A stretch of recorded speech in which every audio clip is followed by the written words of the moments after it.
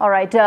Viewers, the big story that we've been tracking, which is the power play playbook as far as India is concerned. We spoke about how New Delhi has been boosting its ties with regard to Russia, more so in the wake of the India-US trade tensions that are escalating. News that's flashing on your screens, the phone call that took place between Prime Minister Modi and President Putin comes ahead of a possible visit by President Putin later in the year, even as there is now greater focus in terms of how India will look to now diversify as far as trade tensions are concerned. I am told Maria Shakil joins us on the phone line to help us decode this in greater detail.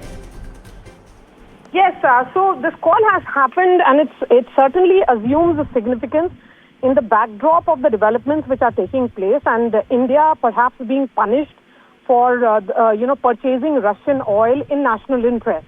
So this call that has happened between Prime Minister Modi and President Putin should be seen in that backdrop, where India has managed to send a very calibrated message to United States. Perhaps we won't be surprised if there is more punitive action that will be taken against India, perhaps after this call which has happened. Prime Minister Modi, in fact,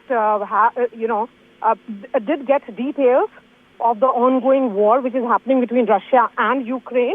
Gauri, what we can also tell our viewers is that the Prime Minister reiterated that India's consistent position has been of, this is not an era of war, that there should be a peaceful resolution of this ongoing conflict.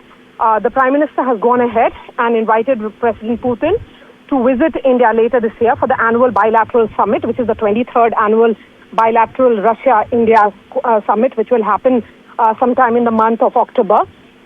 This is also happening, Gauri, at a time when, just 24 hours ago, the National Security Advisor was in Moscow. He had a meeting with Vladimir Putin. There is also an impending visit of External Affairs Minister Dr. S. Jaishankar to Moscow to perhaps firm up this entire scheduling which will happen of the visit of the Russian Premier. But of course, because all these calls are happening at a time when India is looking at some kind of counterbalancing and also some kind of messaging which is going directly to the United States and the US President Donald Trump.